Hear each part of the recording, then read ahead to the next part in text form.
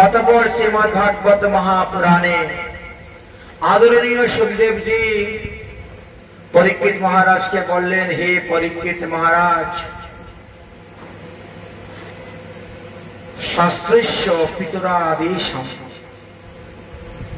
এই শাস্ত্রই হলো আমাদের পিতা, শাস্ত্রই হলো আমাদের গুরু। শাস্ত্র আমাদেরকে যেভাবে উপদেশ দিয়েছেন সেইভাবেই চলাটা আমাদের কর্তব্য। শাস্ত্রবিধি লঙ্ঘন করিয়া কেউ যদি তার মন গড়া কাজ করে তাহলে তার হিতে বিপরীত হয়ে যাবে। তাই শাস্ত্রে যাহা নিষেধ করেছেন তাহা করবেন না। শাস্ত্রে বলছে সাধুগুরু বৈষ্ণবরা আদরের বস্তু, তাদেরকে অনাদর করতে যাবেন না। যারাই অনাদর করতে গিয়েছেন তাদেরই পতন হয়েছে। দক্ষ প্রজাপতি মহাদেবের অনাদর করলেন, গতকালকে আমরা আলোচনা করলাম। এই জন্য তিনি ছাগলের মাথা পেলেন। ওই ছাগলের মাথা থেকে মুক্ত হয়ে সুন্দর মনুষ্য মাথা পেতে গেলে অনেক তপস্যা করতে হয়, এবং সেই তপস্যা করতে করতে করতে করতে তিনি এই ষষ্ঠ মন্বন্তরে এসে তিনি প্রচেতার পুত্র রূপে জন্মগ্রহণ করলেন। তাহলে দক্ষ আমাদের হলেন দুজন। একজন হলেন ব্রহ্মার পুত্র দক্ষ, তার হলো 16টি কন্যা। আর একজন হলেন প্রচেতার পুত্র দক্ষ, তিনার ছিল 60টি কন্যা আর 11,000 পুত্র।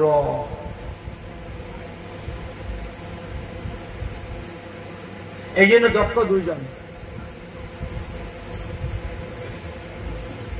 একজন দক্ষের পত্নীর নাম হলো মেনকা, আর একজন দক্ষের পত্নীর নাম হলো উশিকিনী, আলাদা। দক্ষ মহারাজের 11,000 পুত্রই নারদের পরামর্শতে তারা ত্যাগী হয়ে গিয়েছিলেন, বাবাজি হয়ে গিয়েছিলেন, পরিবর্তন করছিলেন। এই জন্য তিনি কন্যারত্ন সৃষ্টি করেছিলেন। এই 16টি কন্যার মধ্যে 10টি কন্যা তিনি ধর্মকে দান করেছিলেন, 13টি কন্যা কশ্যপ ঋষিকে দান করেছিলেন, 27টি কন্যা চন্দ্রকে দান করেছিলেন, 2টি কন্যা ভৃগু ঋষিকে দান করেছিলেন, 2টি কন্যা অঙ্গিরা ঋষিকে দান করেছেন, 2টি কন্যা কৃষস্যকে দান করেছিলেন, আর 4টি কন্যা তক্ষক নামক আরেক কশ্যপ ছিলেন, তাকে দান করেছিলেন। তাহলে কশ্যপ ঋষিও দুজন পাওয়া গেল। একজন হলেন তাক্ষক নামক কশ্যপ, আর একজন হলেন ব্রহ্মার নাতি কৌশিক। ব্রহ্মার পুত্র হলেন মরীচি, আর মরীচির পুত্র হলেন কচ্ছপ। তো এইভাবে তিনি দান করেছিলেন। ধর্মের পরিবার, অধর্মের পরিবার সবই বর্ণন করে গিয়েছেন। চন্দ্রের পরিবার বা ভৃগু ঋষি আদি সকলের পরিবারের কথাই বর্ণন করে গিয়েছে। তাহলে একজন কশ্যপের কাছে 13টি কন্যা বিবাহ দিয়েছেন। এই কশ্যপ ঋষির ঔরসে কে কে জন্মগ্রহণ করেছিলেন সেটাও বর্ণন করে গিয়েছেন।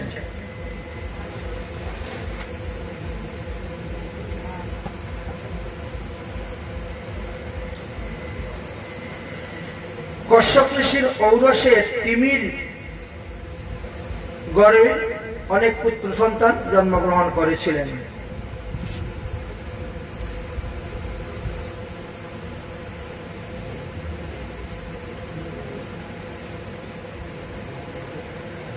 কশ্যপ ঋষির ঔরসে তিমির গর্ভে জলজন্তুগণ জন্মগ্রহণ করেছিলেন। কশ্যপ ঋষির ঔরসে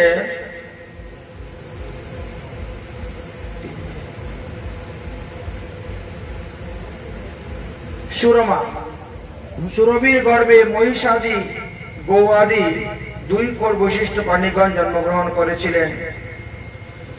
এইভাবে এই জগতে যত প্রাণীগণ দেখা যাচ্ছে অধিকাংশ দেখা যায় কশ্যপ ঋষির সন্তান রূপে তারা ছিলেন। কশ্যপ ঋষির 13টি কন্যা, 13টি স্ত্রীর থেকে 13 রকমের জাতি উৎপন্ন হয়েছিলেন। বললেন যে দ্বিতীয় হইতে সমস্ত দৈত্যগণ, অদ্বিতীয় হইতে সমস্ত দেবতাগণ, কদ্র হইতে সমস্ত সর্পগণ, বনিতা হইতে গরুরা বিপক্ষীগণ, সুরমা হইতে গাভী আদি 2 কুল বৈশিষ্ট্য প্রাণীগণ, তিমি হইতে জলযন্ত্র আদিগণ, এইভাবে জগতে পরিপূর্ণ হয়েছিলেন জগৎ।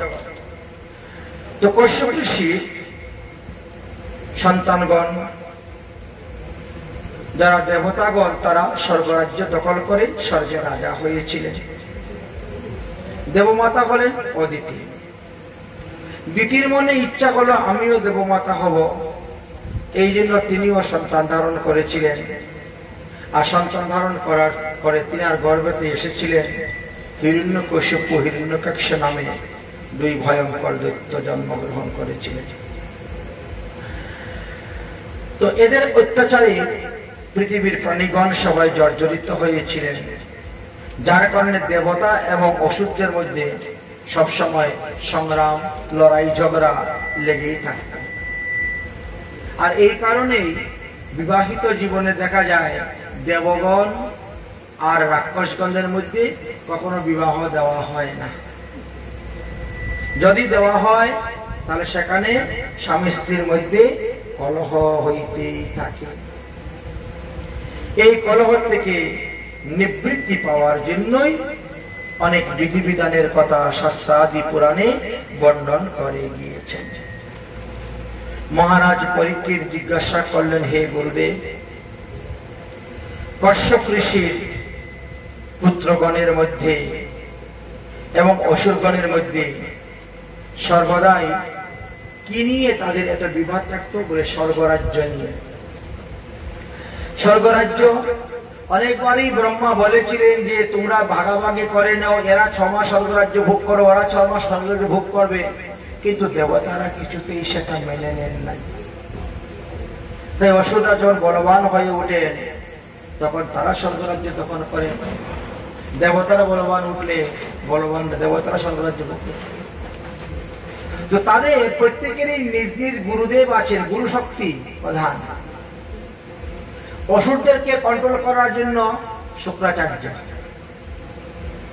দেবগুরু শুক্রাচার্যের কথাই তারা উঠে তারা বসে। আর ঠিক তেমনি ভাবে দৈত্যদের দেবতাদের গুরুদেব হলেন বৃহস্পতি আর দৈত্যদের গুরু হলেন শুক্রাচার্য। তাই শুক্রাচার্য এবং বৃহস্পতির মধ্যেও বিরোধতা ছিল। একবার কি হয়েছিল জানো? দেবগুরু বৃহস্পতি স্বর্গে রওনা হয়েছেন। হঠাৎ ইচ্ছা হলো স্বর্গে যাওয়ার, দেখি শিষ্যরা কেমন আছে দেখার জন্য গুরুদেব গিয়েছে।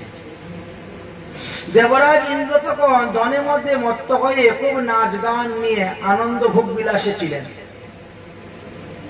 গন্ধর্বগণ গান করতেছে, উর্বশীগণ নৃত্য করতেছে, তিনি খুব আনন্দে মস্তিতে আছেন।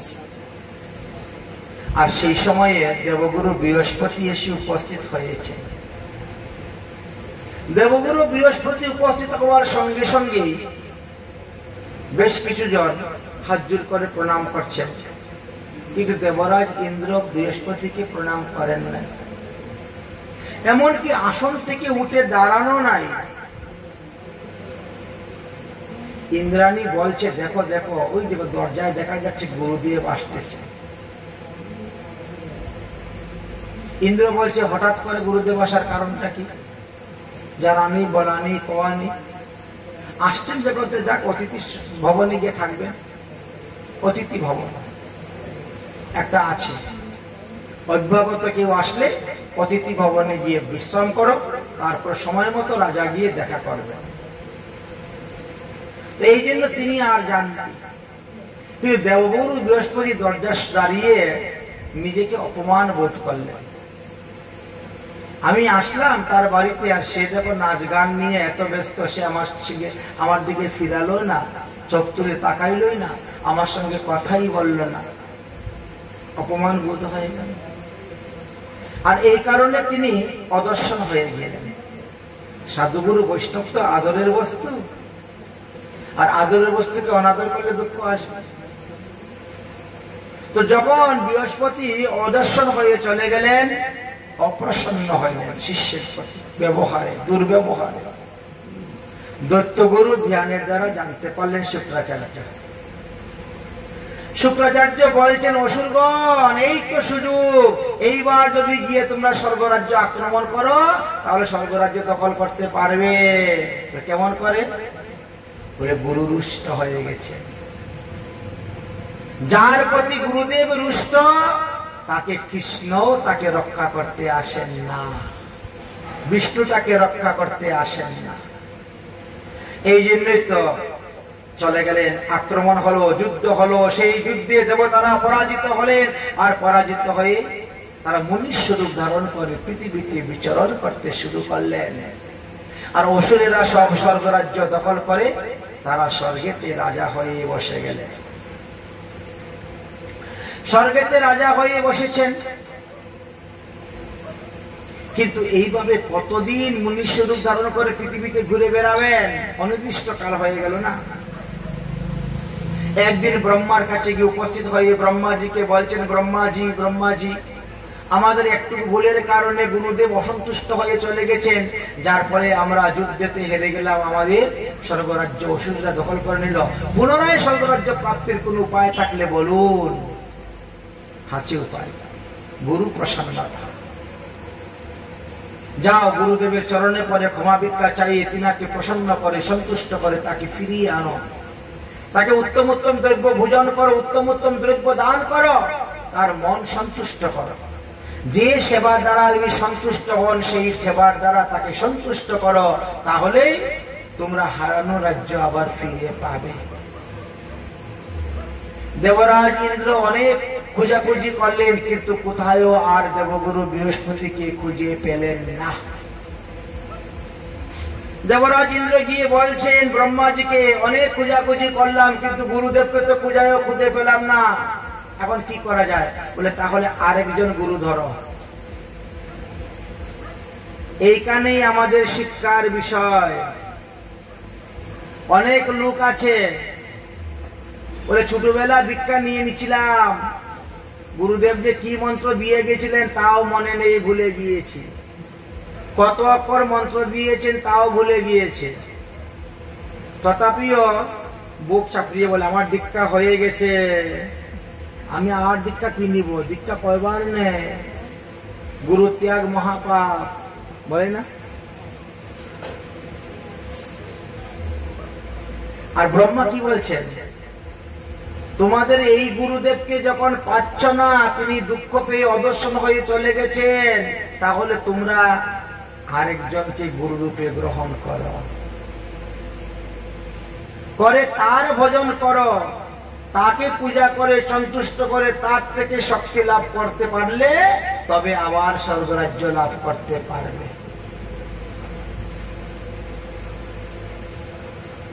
তো আমরা কাকে গুরু করব? আমরা দেবতা না? দেবতা বলে তো একটা সম্মান আছে, যাকে তাকে তো গুরু করা যায় না। এরকম অনেক লোক আছে, উনি গুরু করতে গেলে যাচাই করে উনি কতটা লেখাপড়া করেছেন। যদি দেখে না মাধ্যমিক পাস, দূর আমি বিএ পাস ছেলের, মাধ্যমিক পাস ছেলের কাছে দীক্ষা নিব, হয় নাকি? এরকম যোগ্যতাও যাচাই করে অনেকে। আর কেউ আছে যোগ্যতা যাচাই করে দেখে ভজন, ভজনশীল মহাত্মা দেখে দীক্ষা নিতে হয়। ভজনের যোগ্যতাই শ্রেষ্ঠ যোগ্যতা, যেটা যাবে, কাজে লাগবে। তো আমরা কাকে গুরুরূপে গ্রহণ করব? আপনি কৃপা করে বলুন। আমরা তো দেখতে পাচ্ছি না। বলে, আছে। ওই ত্বষ্টা নামক সূর্যের কথা বললাম না, সূর্য 12 জন। ত্বষ্টা নামক সূর্যদেবের এক পুত্র আছে, নাম তার বিশ্বরূপ।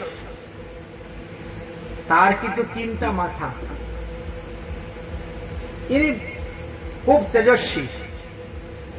অতএব যাও, তিনাকে গুরুরূপে গ্রহণ করে তাকে ভজন করো, তার কথা অনুসারে চলো, তোমাদের মঙ্গল হইবে।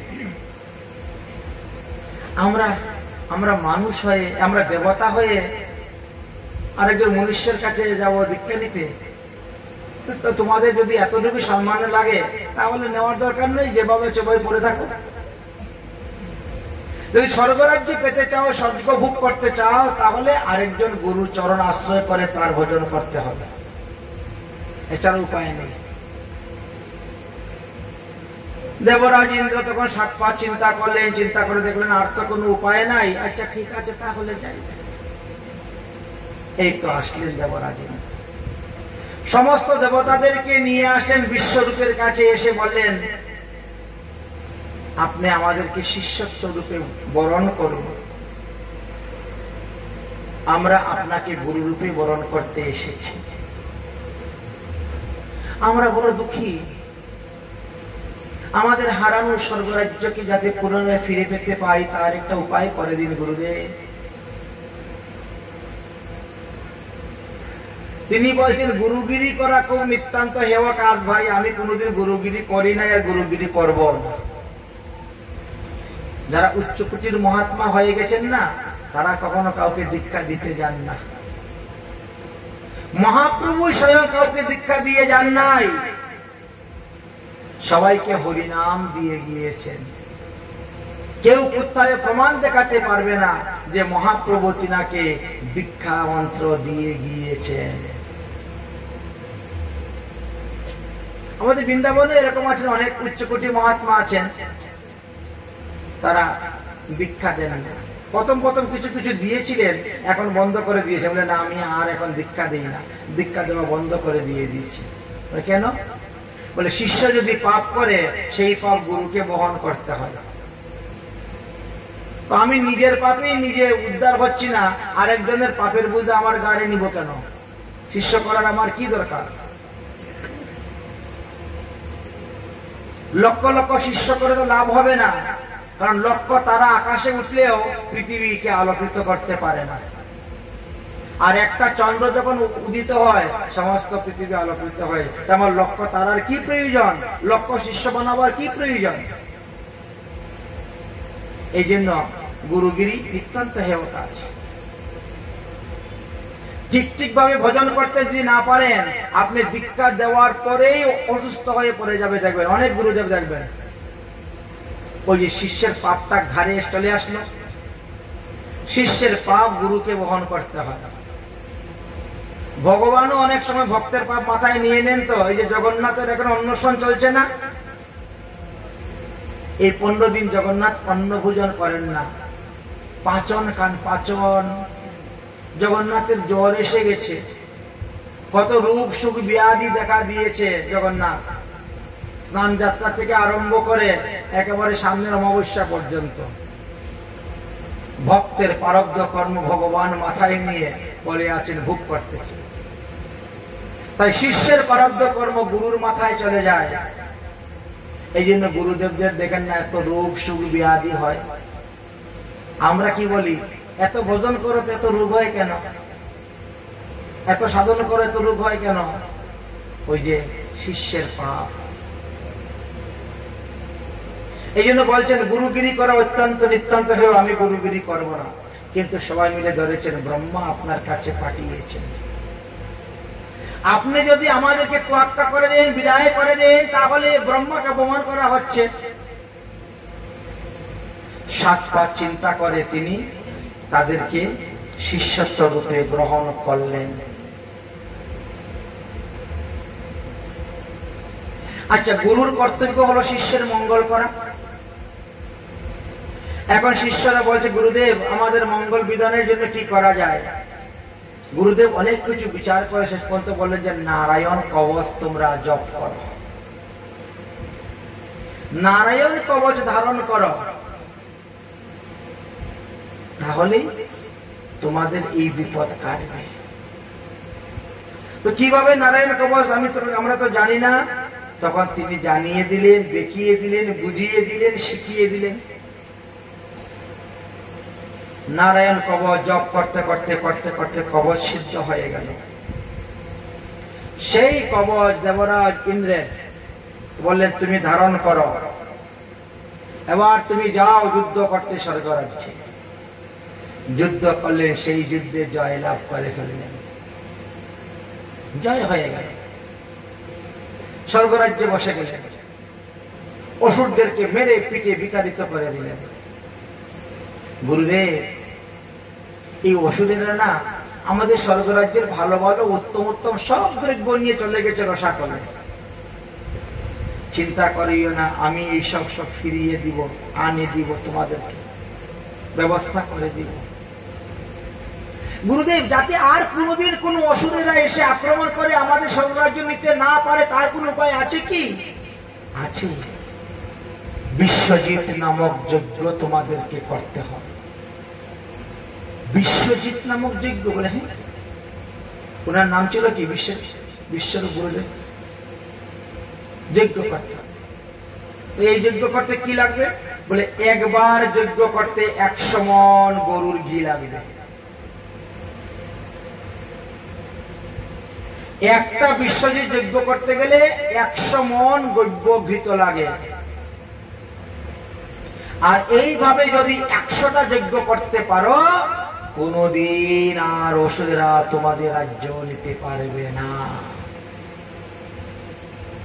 দেবরাজ ইন্দ্র বলেন, তাহলে আরম্ভ করে দেন। আমাদের তো কামধেনু আছেই, স্বর্গ থেকে সমুদ্র মন্থন থেকে উঠেছে।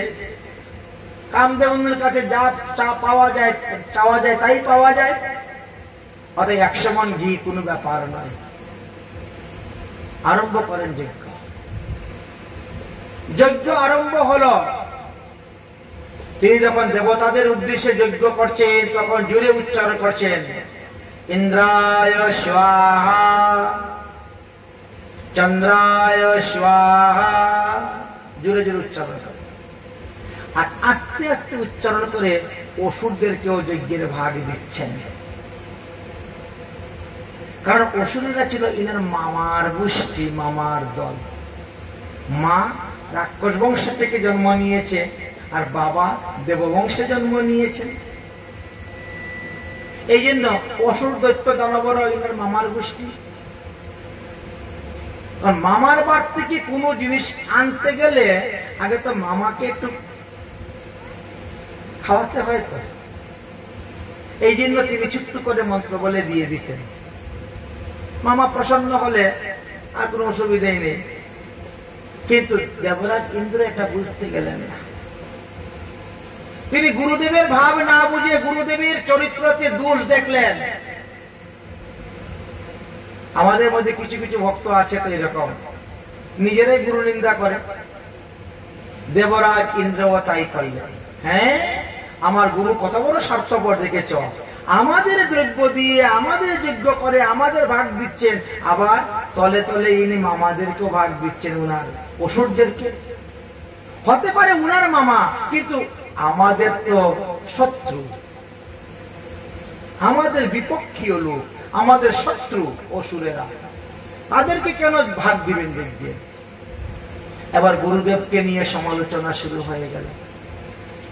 গুরুদেবের নিন্দা বন্দনা আদি করতে শুরু করলেন। শেষ পর্যন্ত তিনি কি করলেন? গুরুদেবের মাথায় কেটে ফেলে দিলেন।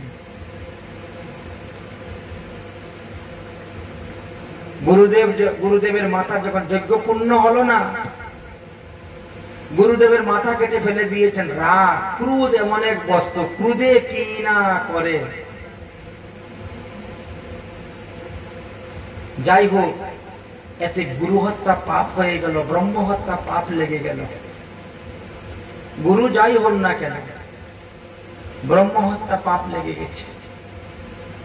ব্রহ্ম হত্যা রূপী পাপিনী পিচাসী উঠে দাঁড়িয়েছে আর ইন্দ্রকে ধরবে বলে ধাইয়েছে।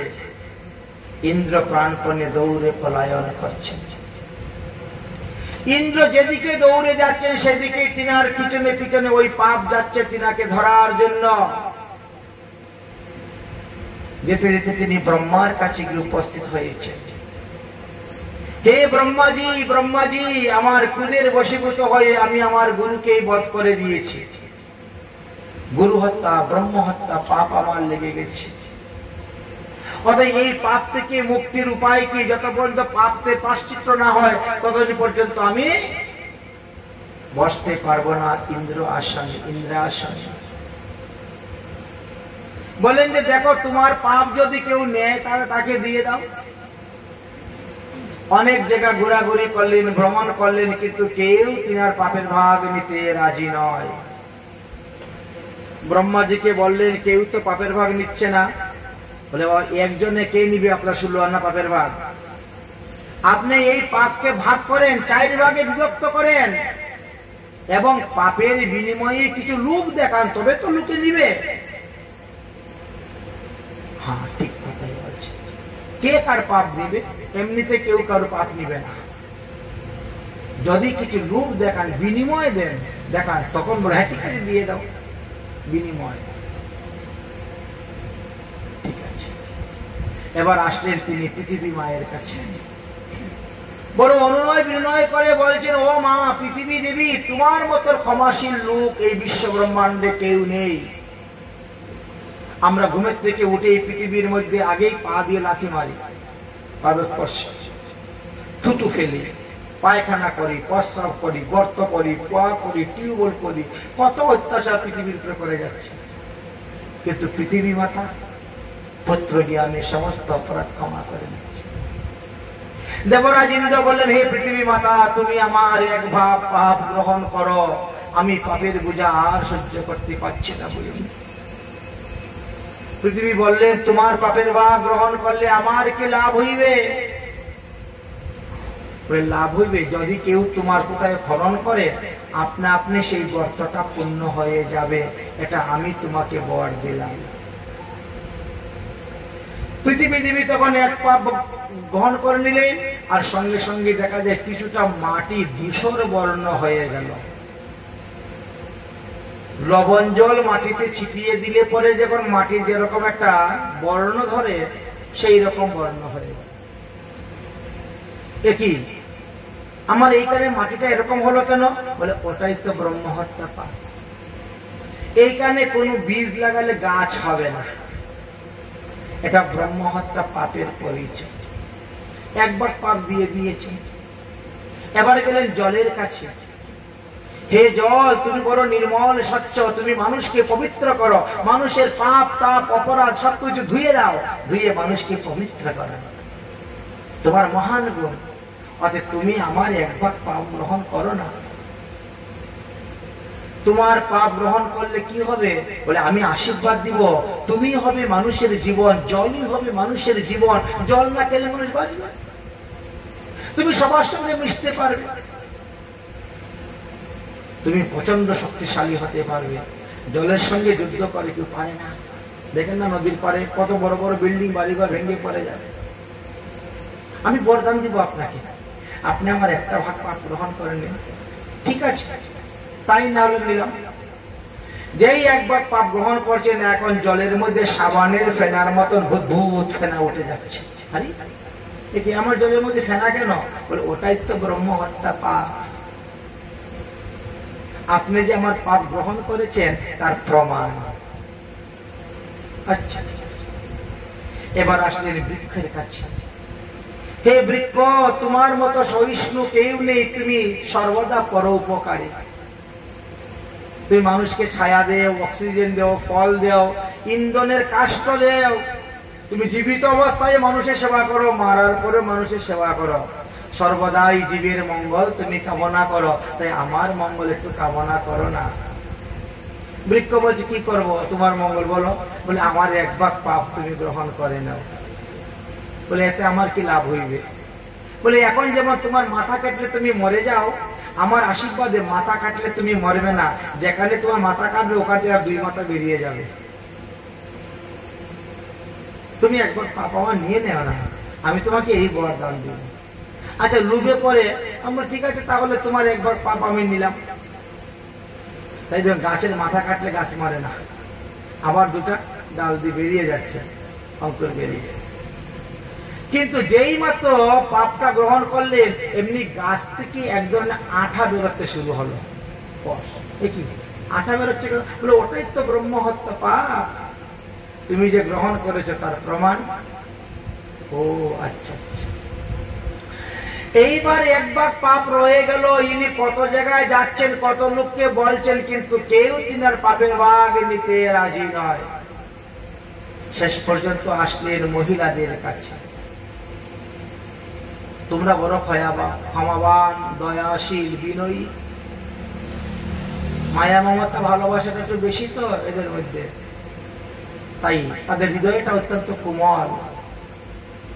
এই জন্য তাদের কাছে আসলেন, এসে বলেন, ওগো তোমরা আমার এক ভাগ পাপ গ্রহণ করো, আমি তোমাদেরকে আশীর্বাদ করব। আর আশীর্বাদের লোকের পরে তারা তখন দেবরাজ ইন্দ্রের এক ভাগ ব্রহ্মহত্যা পাপ গ্রহণ করে নিলেন। আহারে দ্বিগুণ, সাহসে চতুর্গুণ, বুদ্ধিতে 6 গুণ, কামেতে 8 গুণ ইত্যাদি ইত্যাদি বর পেয়ে নিলেন। কিন্তু যেই মাত্র তারা সেই ব্রহ্মহত্যা পাপ গ্রহণ করলেন, সঙ্গে সঙ্গে তারা রজস্বল দেখা গেল। একই হঠাৎ করে রজ দেখা যাচ্ছে কেন?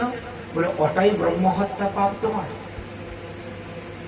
এই ব্রহ্মহত্যা পাপ তোমাদেরকে ভোগ করতে হবে, এবং এই রজ যখন দেখা যাবে তখন 3 দিন তোমরা ভগবত সেবা পূজা থেকে বঞ্চিত থাকবে।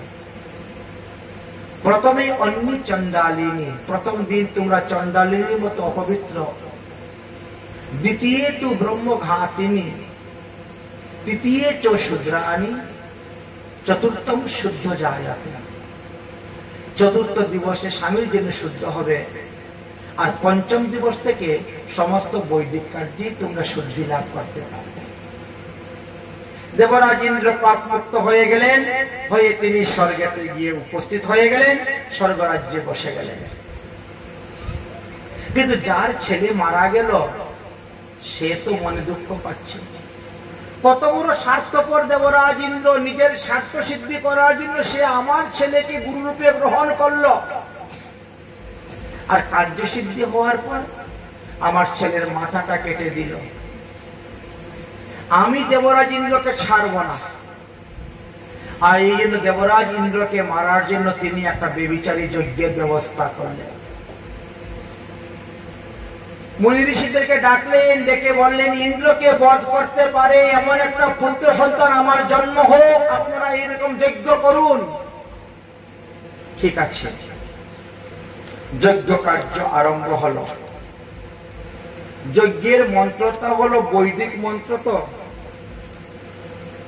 বৈদিক মন্ত্রের মধ্যে 3টা স্বর আছে, উদ্দাত, অনুদাত, স্বরত। 3টি স্বর আছে। অর্থাৎ যাকে আমরা খাঁটি বাংলা ভাষায় বলি ঋস্বস্বর, দীর্ঘস্বর, প্লুতস্বর। তো ত্বষ্টা যখন নিজের পুত্র বিশ্বরূপে হত্যার প্রতিশোধ নেওয়ার জন্য ঋত্বিক গণের দ্বারা যজ্ঞ আরম্ভ করলেন, যজ্ঞেতে মন্ত্রের ভুল হয়ে গেল। যজ্ঞ করার উদ্দেশ্য হলো ইন্দ্রকে মারতে পারবে এমন পুত্র উৎপন্ন হোক,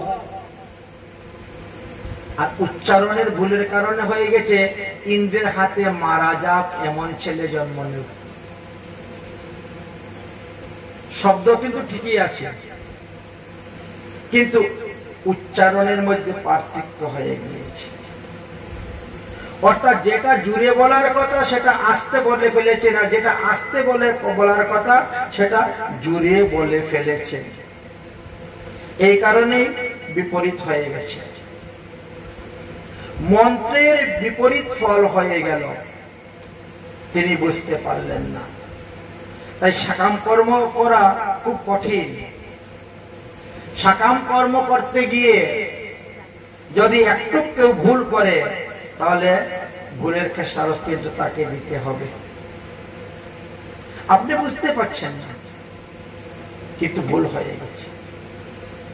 একটা উদাহরণ দিয়েছেন, অনেকেই গুরু মন্ত্র মনে নাই, যা ছিটাফোটা মনে আছে জপ করে যাচ্ছেন।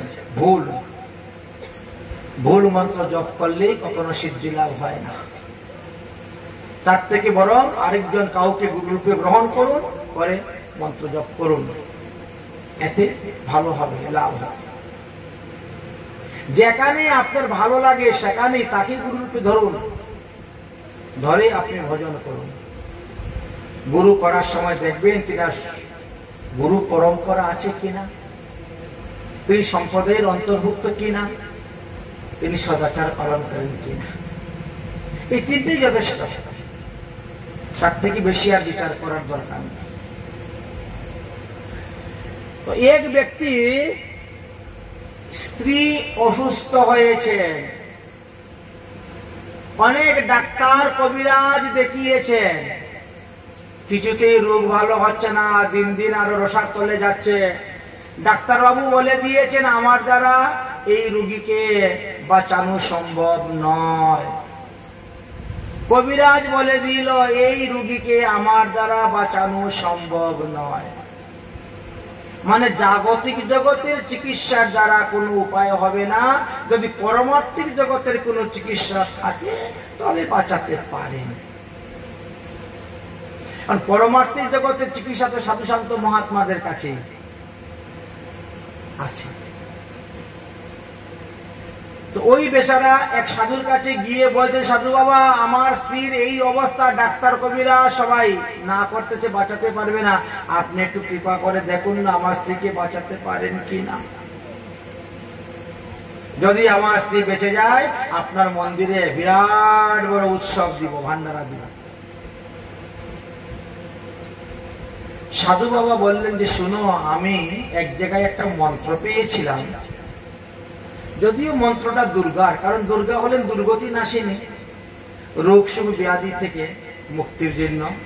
তুমি এটি মন্ত্রটা জপ করে দেখো না, বাড়িতে গিয়ে স্নান করে শুদ্ধ আসনে উত্তর কিংবা পূর্বমুখে বসবে, একটা প্রদীপ জ্বালাবে, একটা ধূপকাঠি জ্বালাবে, আর কায় মন বাক্যে শ্রদ্ধা সহিত ভক্তির সহিত প্রেমের সহিত বলবে, ভার্যাম রক্ষতি ভৈরবী, ভার্যাম রক্ষতি ভৈরবী, ভার্যাম রক্ষতি ভৈরবী, ভার্যাম রক্ষতি ভৈরবী। জপ করো, দেখবেন তোমার স্ত্রী বেঁচে যাবে। মন্ত্রটাকে মুখস্থ করে, লেখাপড়া জানে না তো মূর্খ মানুষ, তো শুনে শুনে মুখস্থ, লেখাপড়ার খাতায় কলমে পারে না, শুনে শুনে মুখস্থ করে। এবার তিনি রওনা হয়েছেন, বাড়ির দিকে ঊর্ধ্বশ্বাসে ছুটছেন। রাস্তার মধ্যে এক পুরাতন বন্ধুর সঙ্গে দেখা। আরে বন্ধু, কি ব্যাপার, এই ঊর্ধ্বশ্বাসে কোথায় ছুটে যাচ্ছ? তোমার মুখটা এত মলিন কেন বন্ধু, কি হয়েছে? আর বলিস না রে ভাই, তোর বৌদির যা অবস্থা, এই মরে মরে মরে মরে। ওর চিকিৎসার জন্য অনেক ডাক্তার কবিরা দেখালাম, এখন সবাই বলছে পারবো না। এক সাধু বাবার কাছে গেলাম, সাধু বাবা একটা মন্ত্র বলছে, ওটা জপ করলে নাকি আমার স্ত্রী বেঁচে যাবে। তাই আর কাল বিলম্ব করা যাচ্ছে না বন্ধু, তোমার সঙ্গে দাঁড়িয়ে গল্প করার সময় নেই, অন্য সময় বলবো, এখন আমি বাড়ি যাই। বলতে বলতে মন্ত্র গেছে ভুলে, বুঝলেন? এক দুইবার শুনলে কি আর মনে থাকে? আমাদেরও তো ভুল হয়। তার মধ্যে আবার সংস্কৃত, ওরে বাবা রে বাবা, দাঁত ভেঙে যায় উচ্চারণ করতে গেলে, কি সমস্যা। কি জানি বলেছিল সাধু বাবা, আবার এত জায়গা উল্টা হেঁটে যাবো আবার। কি জানি বলেছিলেন? হ্যাঁ, ভার্যাম ভক্ষতি ভৈরবী, মনে পড়ে গেছে মন্ত্র। দেখেছেন, চিন্তা করতে করতে মাথায় মন্ত্র, আর ভুল হবে না। ভার্যাম ভক্ষতি ভৈরবী, একবারে জপ করে করে বাড়ি পর্যন্ত গিয়া স্নান করতেছে তাও জপ করে, ল্যাট্রিনে গেছে তাও জপ করে। যদি ভুলে যায় আবার আর কারোর সঙ্গে কিন্তু কথাবার্তা নেই। একেবারে ধূপকাঠি জ্বালিয়ে মোমবাতি জ্বালিয়ে একেবারে মা দুর্গার ফটো সামনে রেখে দিয়ে চোখ বন্ধ করে আরম্ভ করেছে, ভার্যাম ভক্ষতি ভৈরবী, ভার্যাম ভক্ষতি ভৈরবী, ভার্যাম ভক্ষতি ভৈরবী।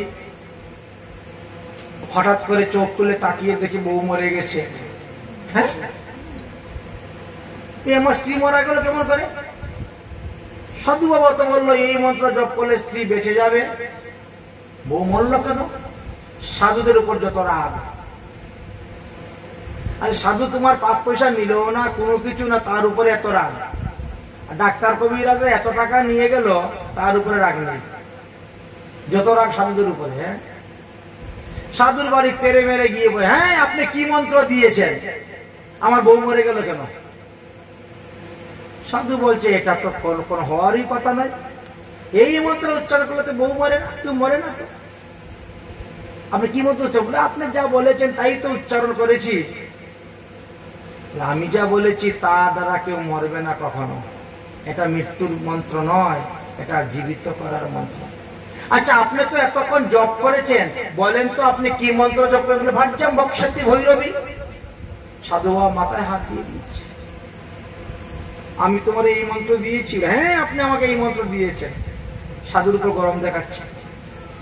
সাধু বলছে, আরে না রে পাগল, আমি তোকে এই মন্ত্র দেই নাই, আমি বলছি ভাজ্যাম রক্ষতি ভৈরবী, আর তুই বলছিস ভাজ্যাম ভক্ষতি ভৈরবী। ওই রয়ের জায়গায় ভ বানাই দিয়েছে, ভয়ের জায়গায় র হয়ে গেছে, আর তো বাকি সব ঠিকই আছে। এই ভুলটা করলি কেন রে? আমি তো তোকে এই মন্ত্র দেই নাই। তাই আপনারা যারা আগে দীক্ষা নিয়েছেন মনে নাই, ওই কোথায় কাটাইয়া কোন রকম বের করে জোড়া তালি দিতে যাবেন না। ভুল মন্ত্র জপ করলে ভুল ফলই হয়। এবার কি করা যাবে? আমি বলছি হে ভৈরবী, তুমি আমার স্ত্রীকে রক্ষা করো, ভাজ্যাম রক্ষতি ভৈরবী। আর তুমি বলছো কি ভাজ্যাম ভক্ষতি ভৈরবী, হে ভৈরবী তুমি এসে আমার বউকে খেয়ে যাও, আমার স্ত্রীকে খেয়ে যাও। তো তুমি বারবার বলছো এসে খেয়ে যাওয়ার জন্য, এই জন্য আসছে, খেয়ে চলে গেছে, বউ মরে গেছে। ভুল মন্ত্র জপ করলে সিদ্ধি হয় না, এটা শ্রীমদ্ ভাগবত মহাপুরাণে 9ম স্কন্ধেও আমাদেরকে দেখিয়ে গিয়েছেন। তাই এখানে ইন্দ্রাম শত্রু বিদস্ততাম এই শব্দ উচ্চারণের ক্ষেত্রে ভুল হয়েছিল। মন্ত্রটিতে ইন্দ্র শব্দ উচ্চারণে উদ্যত হবে, মানে হর্ষ হবে, আর শত্রু শব্দ উচ্চারণটা হবে দীর্ঘ। ইন্দ্র শত্রু বিদস্ততাম, কিন্তু ভুল মন্ত্র জপের কারণে উল্টা হয়ে গেল। যাই হোক, বৃত্তাসুর জন্মগ্রহণ করলেন। এতে জন্ম নিলেন কে? বৃত্তাসুর। যে ভাগবতে বৃত্তাসুরের কাহিনী নাই সেই ভাগবত বলছেন ভাগবত নয়। এমন কি মহিমা ছিল বৃত্তাসুরের, আসুন শ্রবণ করবেন। আমাদের মধ্যে অনেকে বলেন না যে দীক্ষা তো একবার হয়ে গেছে, দীক্ষা আবার কবার হয়? দীক্ষা তো একবার হয়েই গেছে, দীক্ষা তো একবার নিয়ে নিয়েছি, দীক্ষা আবার কবার হয়? একজন সিদ্ধ মহাত্মার জীবনী আছে যিনি 3 বার দীক্ষা নিয়েছিলেন। নাম কি তিনার? গৌর কিশোর শিরোমণি দাস বাবাজি মহারাজ। 1220 বাংলায় তিনি জন্মগ্রহণ করেছিলেন। তিনার পিতার নাম ছিল গুরুপ্রসাদ মুখোপাধ্যায়, তিনার জেঠার নাম ছিল রামকৃষ্ণ মুখোপাধ্যায়, তিনার কাকার নাম ছিল প্রাণকৃষ্ণ মুখোপাধ্যায়। তারা ছিল 6 ভাই 1 বোন। বাড়ি ছিল কাটুয়া মহকুমার। কাটুয়া চিনেন তো? মহাপুরুষ সন্ন্যাস নিয়েছেন কাটুয়া, কাটুয়া মহকুমারে তিনার বাড়ি। তিনার স্ত্রীর নাম ছিল রামদাসী। তিনি দীক্ষা গ্রহণ করেছিলেন ফরিদপুর নিবাসী বিনোদলাল গোস্বামীর নিকট থেকে। তিনিও বিরাট বড় একজন পণ্ডিত, গীতা শাস্ত্র ভাগবত পুরাণ আদি পাঠ করতেন। তিনার শিক্ষা গুরু হলেন সখীচরণ দাস বাবাজি মহারাজ। আর কিছু লাগে? লাগে না। লেখাপড়া শিখে বিদ্বান হলেন এবং গীতা ভাগবত পাঠ করে সারা দেশে দেশে ঘুরে বেড়ালেন। ছেলে মেয়ে বড় হলো, ছেলে মেয়েকে বিবাহ দিলেন, আর শেষে তিনি বৃন্দাবনে গেলেন ভজন করার জন্য। তো প্রথমেই বৃন্দাবনে গিয়ে কি করবেন? জানা নাই, শোনা নাই, চিনা নাই। এক ব্রজবাসীর ঘর ভাড়া নিলেন, ভাড়াটি নিয়ে ওখানে থেকে সাধন ভজন আরম্ভ করলেন। তো একদিন এক নিমন্ত্রণ পত্র আসলো, আমাদের মন্দিরে ভাগবত পাঠ, আপনাদের সপরিবারে সকালে নিমন্ত্রণ। সকালে 6টা থেকে 12টা পর্যন্ত মূল সংস্কৃত পাঠ হবে, পাঠের পরে প্রসাদের ব্যবস্থা আছে, ভুরি ভোজন। আবার বিকাল 4টা থেকে রাত্রে 10টা পর্যন্ত পাঠ হবে, পাঠের পরে প্রসাদের ব্যবস্থা আছে। অতএব বাড়িতে রান্না বান্নার কোনো চিন্তা নাই, রান্নাঘর বন্ধ করে দিয়ে চলুন পাঠ শুনতে। গৌর কিশোর শিরোমণি তিনার স্ত্রী সঙ্গে করে নিয়ে রামদাসী পাঠে গিয়ে বসে গেলে তো তার চিন্তাই নেই খাওয়া দাওয়া। সকালবেলা থেকে গিয়ে বসছেন, পাঠ শুনতেছেন। সকালবেলা মূল পাঠ হলো, বিকালে সংস্কৃত পাঠের ব্যাখ্যা হবে। পাঠক মশাই ব্যাস যে বসেছেন, এই বসেই কি করেছেন? ভাগবতের মঙ্গলাচরণ করতে করতে অনর্পিতম চরিণ চিরাত করুণায়াবতীর নকলো বলে যে টান দিয়েছেন, এমনি গৌর কিশোর শিরোমণি উঠে দাঁড়িয়ে, দাঁড়াও দাঁড়াও দাঁড়াও, বন্ধ কর। আপনি ভাগবত পাঠ করতে বসছেন না চৈতন্য চরিতামৃত পাঠ করতে বসেছেন? আপনি কৃষ্ণ কথা বলতে বসেছেন না গৌর কথা বলতে বসেছেন? ব্যাসজি বলছেন, কেন বাবা? বলে আপনি যে অনর্পিত চরণ চিরাত করুণা অবতীর্ণ কলু বলে টান মারতেছেন, এটা তো মহাপ্রভুর চরণ বন্দনা। আপনি ভাগবতের বন্দনা করছেন না কেন? মঙ্গলাচরণে ভাগবতে তো এই শ্লোক নেই, ভাগবতের শ্লোক দিয়ে ভাগবতের মঙ্গলাচরণ হবে। ব্যাস বলছেন, আমি তো দেখতে পাচ্ছি এখানে আছে, তাই আমি পাঠ করতেছি। আপনি ব্যাস আসনে বসে মিথ্যা কথা বলছেন, আপনার লজ্জা করে না? আপনার ভয় নাই? ভাগবতের 18,000 শ্লোক আমার মুখস্থ কণ্ঠস্থ, আমি একজন পাঠক। বঙ্গদেশে সর্বত্র আমি পাঠ করে ঘুরে বেড়াই, পশ্চিমবঙ্গ, নদিয়া আদি জেলা। ভাগবতের কোথায় অনর্পিত চরিচিত শ্লোক লেখা নাই? মিথ্যা কথা বলেন কেন ভাগবতের আসলে বসে? ইনি বলছেন, আমি দেখতে পাচ্ছি তাই বলছি। আরে আপনি দেখতে পাচ্ছেন তো আপনি আমাকে দেখাতে পারবেন? হ্যাঁ পারবো। পারবো না কেন? আসো আসো আসো, এই যে এখানে লেখা আছে।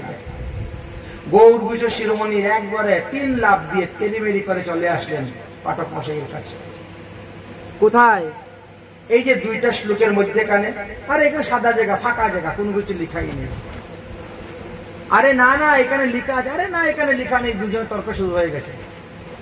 আচ্ছা, লোকেরা পাঠ শুনতে এসেছে না পণ্ডিতদের মধ্যে ঝগড়াঝাটি শুনতে এসেছে? পাঠের মধ্যে ঝগড়া শুরু হয়ে গেছে। এরকম কোথায় কোথায় হয়, পাঠের মধ্যে অশান্তি গন্ডগোল হয়ে যায় অহংকারের কারণে, অভিমানের কারণে। তিনি বলছেন, বাবা আমি দেখতে পাচ্ছি, আমি আপনাকে দেখাচ্ছি, আপনি দেখতে পাচ্ছেন না তো আমার কি দোষ? হ্যাঁ, আমার কি চোখ খারাপ হয়ে গেল? আমি দেখতে পাচ্ছি না? এত বছর দেখে। আচ্ছা আচ্ছা, দেখে অন্যরা কেউ আসেন তো, 2জন, আরো 2জন লোক গেল। দেখেন তো এখানে লেখা আছে না, এই যে অনর্পিত চরিণ চিরাত, দেখেন তো, দেখা না তো, সাদা জায়গা, কিছুই নেই। তো আপনারা যদি দেখতে না পারেন তো আমার কি দোষ? আমি তো দেখতে পাচ্ছি, এই জন্য আমি বলতেছি। গৌর কিশোর বলছেন, হ্যাঁ আপনি আবার মিথ্যে কথা বলছেন। ব্যাস আসনের মধ্যে বসে অনর্পিত চরণ চিরাত কোথায় নাই লেখা? আপনি আমাকে দেখাতে পারলেন না? বলে আমি দেখাতে পারবো আপনাকে। আচ্ছা বলেন তো, আপনার কি দীক্ষা হয়েছে? বলে হ্যাঁ দীক্ষা হয়ে গেছে, শিক্ষা হয়ে গেছে। বলে কোথায় দীক্ষা নিয়েছেন? বলে ফরিদপুর নিবাসী বিনোদলাল গোস্বামী কাছ থেকে। শিক্ষা কোথায় নিয়েছেন? বলে সখীচরণ দাস বাবাজি মহারাজের কাছ থেকে। আর কি বাকি চাও? বলে আরেকবার আপনাকে দীক্ষা নিতে হবে। কি দীক্ষা কবার হয়? বলে আরেকবার যদি দেখতে চান ভাগবতে অনর্পিত চরিত্রের শ্লোক, তাহলে আপনাকে আরেকবার দীক্ষা নিতে হবে। নিশ্চয়ই আপনার দীক্ষার ঘরে কোনো গন্ডগোল আছে, গড়বড় আছে। আশ্চর্য কথা। হ্যাঁ, আপনি যদি ভাগবতে অনর্পিত চরিত্রের শ্লোক দেখতে চান, তাহলে আপনাকে আবার দীক্ষা নিতে হবে। তবে এবার দীক্ষা নিবেন কোন সিদ্ধ মহাত্মার কাছ থেকে। সিদ্ধ মহাত্মাদের কাছ থেকে দীক্ষা নিতে হয়। আমার মতো ভণ্ড সাধুর কাছে দীক্ষা নিতে নাই, নিষেধ আছে। হরিভক্তি বিলাসে পরিষ্কার লেখা আছে, 32টা লক্ষণের কথা বলে গিয়েছেন। এই 32টা লক্ষণ যার মধ্যে আছে তিনি সদ্গুরু, আর শেষে 22টা লক্ষণ দিয়েছেন, এগুলা অসৎগুরু। এদের কাছ থেকে দীক্ষা নেওয়া নিষেধ। একটা হলো গুরু আর একটা হলো গরু, বৃদ্ধ জবদ গরু, দুটা। তাই বলছেন আপনি কোন সিদ্ধ মহাত্মার কাছে দীক্ষা নিয়ে আসুন, আর শিক্ষাটা এবার আমি দিব আপনাকে। আমার শিক্ষায় শিক্ষিত হয়ে আপনি 7 দিন মাত্র ভজন করবেন, আর দিনের দিন আপনি ভজন থেকে উঠে আমার কাছে আসবেন। আমি যদি আপনাকে ভাগবতের মধ্যে অনর্পিত চরিত্রা শ্লোক দেখাইতে না পারি, আমি আমার জীবনে কোনোদিন আর বিয়াস আসনে বসবো না, আর ভাগবত পাঠ করব না। কিরকম বাজি ধরাধরি হয়ে গেল। তখন তিনি কি করলেন? সিদ্ধ চৈতন্য দাস বাবাজি মহারাজের কাছে গেলেন আবার দীক্ষা নেওয়ার জন্য। সিদ্ধ চৈতন্য দাস বাবাজি মহারাজ তখন তিনাকে আবার দীক্ষা মন্ত্র প্রদান করলেন। পুনর দীক্ষা মন্ত্র হলো। সেই দীক্ষা নিয়ে এসে বললেন, হ্যাঁ আমি নিয়েছি। তাহলে বসো বসো, আমি এখন শিক্ষা দিব আপনাকে কিভাবে ভজন করতে হয়। শিক্ষা দিলেন, 7 দিন ঘর থেকে বেরোবেন না, আমার শিক্ষায় আপনি ভজন করুন 7 দিন। 7 দিন ভজন করার পরে 8 দিনের দিন যখন আসলেন, তখন ভাগবতের প্রতিটা শ্লোকের ফাঁকের মধ্যে দেখেন অনর্পিত চলেছিল, প্রতিটা পৃষ্ঠার মধ্যে আছে। তো 18,000 শ্লোকের মধ্যে 18,000 জায়গাতেই ভাগবত অনর্পিত চরিত্রের শ্লোক লেখা আছে।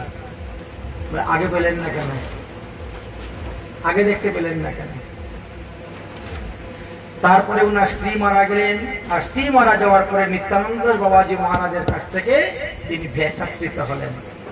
ভেষাশ্রিত হয়ে তিনি বাবাজি হয়ে গেলেন, হয়ে বৃন্দাবনে ভজন করলেন। এই দেখেন, তো সিদ্ধ মহাত্মাগণে এক একজন 2বার 3বার দীক্ষা নিয়েছেন। দীক্ষা নেওয়ার মূল উদ্দেশ্য কি? ভগবান পাদপদ্ম লাভ করা, আর তো কিছু নাই। দেহ সুখের জন্য নয়, ইন্দ্রিয় সুখের জন্য দীক্ষা নয়। দীক্ষা হলো ভগবান পাদপদ্ম লাভ করার জন্য। যাকে ভজন করলে, যার পূজন করলে আমার ভব নদী পার হতে পারবো না, যাকে ভজন করলে, যার পূজন করলে আমার সংসার বন্ধন মুক্ত হইবে না, তো এমন গুরু বলতে কি হবে? যে গুরুদেব কৃষ্ণ তত্ত্ব কোনো উপদেশ দেন না, আসলেন, বসলেন, খাইলেন, প্যাকেটের দক্ষিণা ঢুকাইলেন, হাঁটা দিলেন। শিষ্য ভজন করে কি ভজন করে না, সাধন ভজন করে কি না, মালা জপ করে কি না, আহ্নিক মন্ত্র করে কি না, একাদশী আদি ব্রত করে কি না, তার কোনো খোঁজ খবরই নিচ্ছেন না। তাহলে কেমন করে? খবর নিতে হয়, জিজ্ঞেস করতে হয়। শিষ্যের কর্তব্য গুরুদেবের খবর নেওয়া, গুরুদেবের সঙ্গে যোগাযোগ রাখা, গুরু সেবা করা। যাই হোক, এবার বৃত্তাসুর জন্মগ্রহণ করলেন, বৃত্তাসুর স্বর্গরাজ্য দখল করলেন এবং বৃত্তাসুর সদ্গতি বসলেন। দেবরাজ ইন্দ্র আর কিছুতেই যুদ্ধ করতে পারছেন না। যুদ্ধ করতে করতে দেবরাজ ইন্দ্র একবার পরাজিত হলেন, 2বার পরাজিত হলেন, 3বার পরাজিত হলেন। বৃত্তাসুর ইন্দ্রকে গিলে ফেলে দিয়েছিল। বৃত্তাসুরের পেট কেটে বেরোতে ইন্দ্রের 6 মাস সময় লেগেছে। তার কত মোটা চামড়া, কত শক্ত চামড়া অসুরের। বৃত্তাসুর এমন ভয়ঙ্কর অসুর ছিলেন।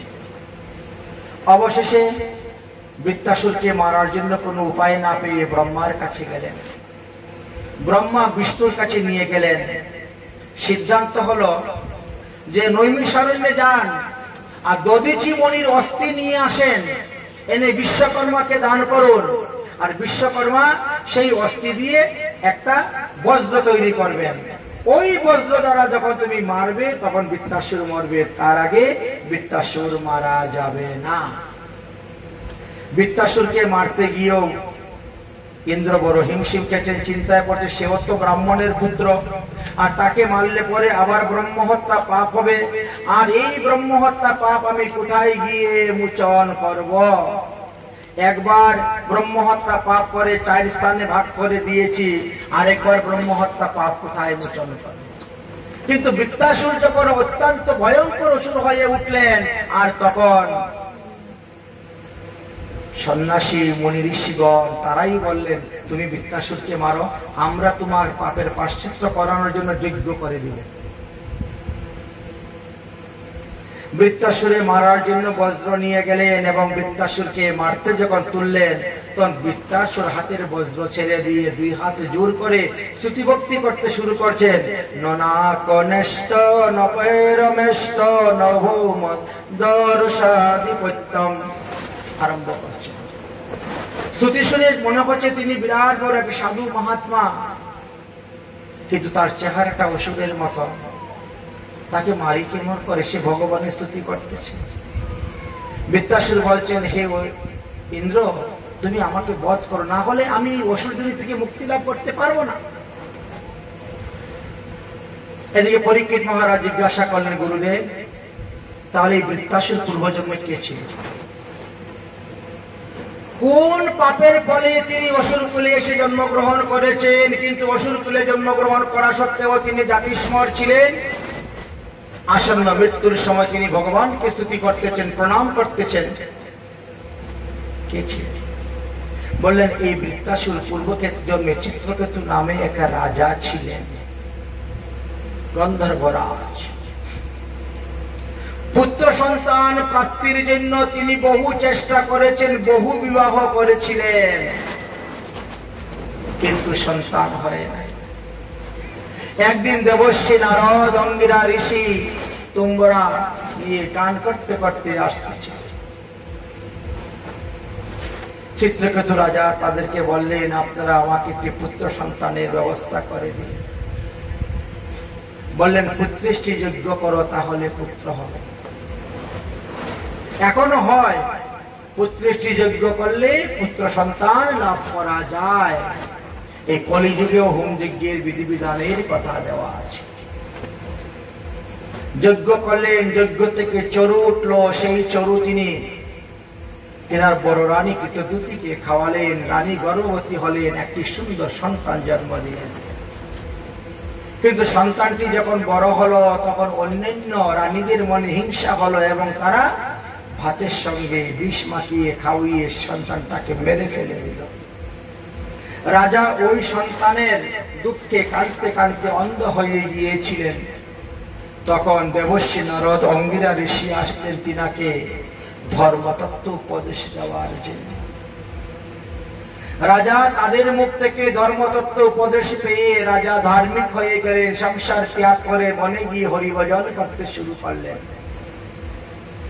ভজন করতে করতে করতে করতে ভজনে সিদ্ধ হলেন, ভগবত কৃপা লাভ করলেন। ভগবত কৃপাতে তিনি একটা দিব্য বিমান পেলেন, আর সূক্ষ্ম দেখে বিমানের মধ্যে বসে তিনি 14 ভুবন ভ্রমণ করতেন। করতে করতে করতে করতে বহু হাজার বৎসর, বহু যুগ অতিক্রম হয়ে গিয়েছে। একদিন তিনি ওই বিমানে ভ্রমণ করতে করতে কৈলাস পর্বতে গিয়ে উপস্থিত হয়েছেন। দেখেন মহাদেব বসে কৃষ্ণ কথা বলতেছেন, আর এমন সময় পার্বতী এসে তিনার কুলের মধ্যে বসে গিয়েছেন। এটা তো উচিত নয়, অনুচিত। তাই এমন কিছু কথা বলেছেন অপ্রিয়, সত্য কথাই বলেছিলেন। শুনতে খারাপ লাগে, কিন্তু বাস্তবে কথাগুলো সত্যই বলেছিলেন। শাস্ত্রে বলছে অপ্রিয় সত্য মা বলে। পার্বতী যাতে শুনতে পারে এইরকম শুনিয়ে শুনিয়ে বেশ কিছু নীতিগর্ভযুক্ত কথা তিনি বলেছিলেন। যদিও এটা নীতিগর্ভ কথা, কিন্তু পার্বতীর মনে তখন দুঃখ লেগে গেল, কষ্ট লেগে গেল। পার্বতী তখন বলছেন, হে রাজা চিত্রকেতু, তুমি সংকর্ষণ মন্ত্র জপ করে, মন্ত্র সিদ্ধি করে তুমি বিমান পেয়েছো, গন্ধর্ব দেব পেয়েছো বলে তোমার মনে বড় অহংকার, অভিমান হয়ে গেছে। হাজার হাজার যুগ ধরে তুমি ভ্রমণ করতেছো বলে বিমানে বলে আজ তুমি মহাদেবের বিচার করার জন্য কৈলাসে এসেছো।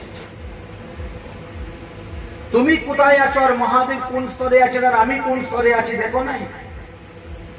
ছোট কখনো বড়দের বিচার করতে নাই, কিন্তু আমরা ছোট হয়ে বড়দের বিচার করতে যাই।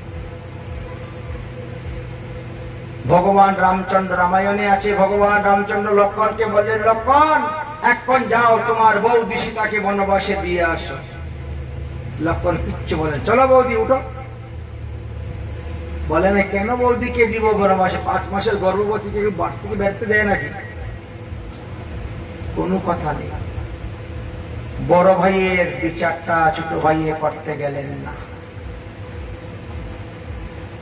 বড় ভাইয়ের বিচারটাই পিতৃ আদেশ, পিতৃ আজ্ঞা রূপে গ্রহণ করে তিনি আজ্ঞা, আমি সেবক, তিনি আজ্ঞা করেন। ভালো মন্দ বিচার করে তিনি আজ্ঞা দিয়েছেন, আর আমার ওখানে বিচারের প্রয়োজন নেই। কিন্তু আমরা অনেক সময় বিচার করতে যাই। শাস্ত্রে বলছে তেজীয়সং ন দুষায়,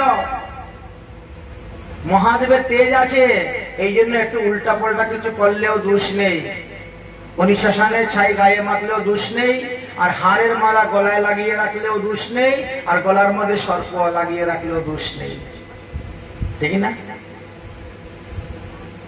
কারণ ওনার তেজ আছে।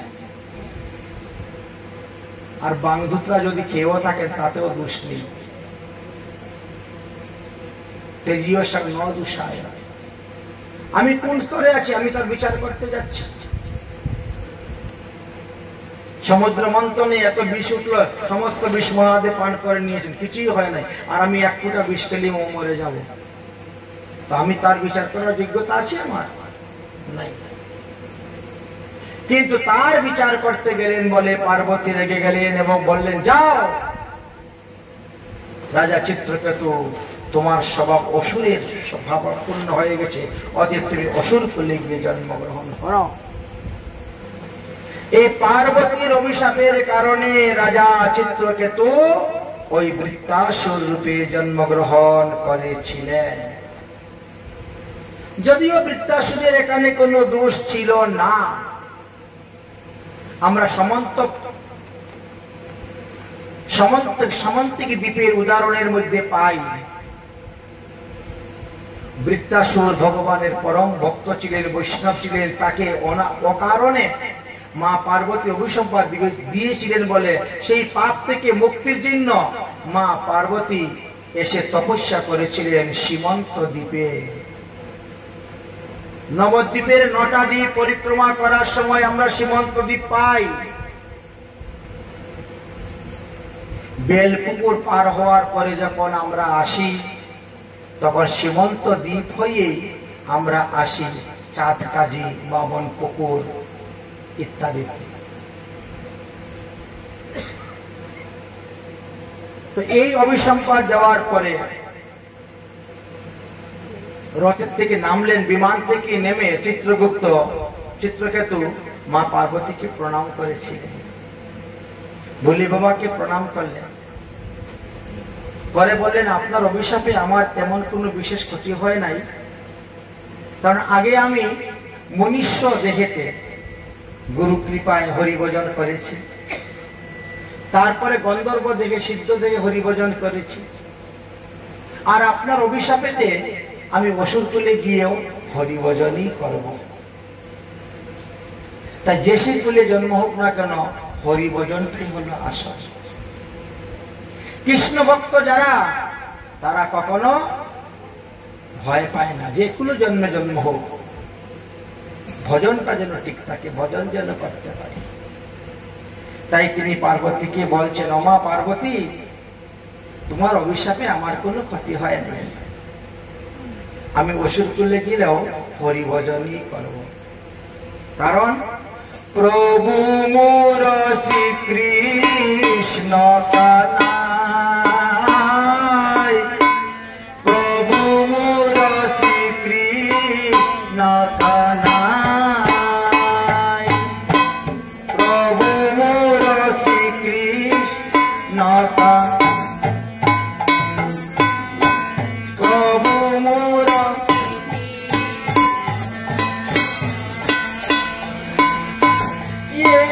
কৃপা কর যেন তোমার গুণ গাই, কৃপা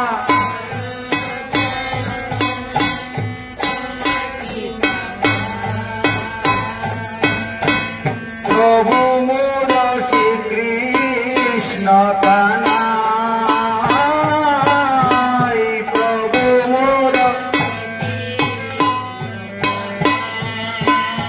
আমার হোক না জনম যে সে কুলে, যে সে দেহতাই, হোক না জনম